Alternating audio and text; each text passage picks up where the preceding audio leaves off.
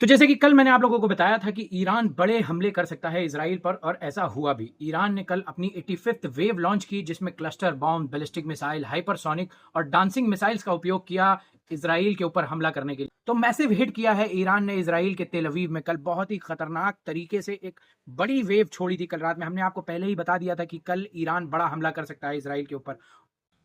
और दूसरी तरफ से याहया सारी जो हूतीज के स्पोक पर्सन है मिलिट्री के, उनके बयान के बाद हूतीज ने भी 2 बैलिस्टिक मिसाइल से इजराइल के ऊपर हमला कर कर वो भी इस जंग में शामिल हो चुके हैं ऑफिशियली।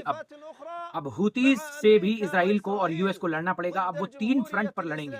इसको देखते हुए इजराइल ने सोचा कि लेबनान में हिजबुल्लाह हल्का पड़ रहा है तो उसके ऊपर हम ग्राउंड इन्वेजन कर दें। उन्हें लगा कि फिलिस्तीनियों की तरह हम हिजबुल्लाह को भी मार गिराएंगे, लेकिन हिजबुल्लाह के लड़ाकों ने फादरलैंड के सैनिकों की जो बद पीटी है, जो पटक पटक के मारा है, उसके बाद उन्हें जगह छोड़ के, अपनी अपनी बेसेस छोड़ के, अपने टैंक, अपने सारे एमिनेशन वहीं छोड़कर वहां से उन्हें भागना पड़ा। इतनी स्पीड में वो लोग वहां से भागे हैं कि कुछ कहने को नहीं। हिजबुल्लाह ने तो उन्हें रगदा रगदा कर पटक पटक कर मारा है दोस्तों।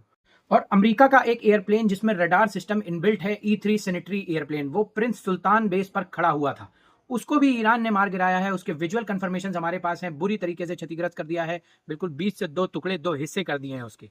और ईरान के इन सब हमलों के बाद इसराइल में रिजीम चेंज को लेकर प्रोटेस्ट भड़क गए हैं। यूएसए में भी प्रोटेस्ट हो रहे हैं, हर तरफ कोहराम मचा हुआ है।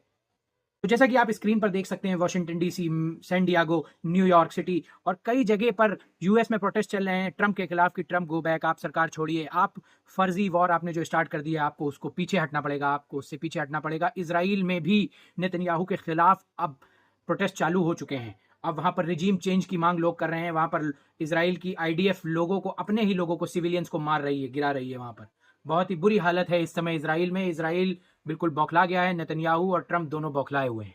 तो ये अभी तक के कुछ बड़े अपडेट थे जो मैं आपके सामने रख चुका हूं, और जो अपडेट शाम तक आते रहेंगे वो मैं आप तक पहुंचाता रहूंगा। बने रहिए हमारे साथ, आपको सभी अपडेट टाइम पर मिलते रहेंगे।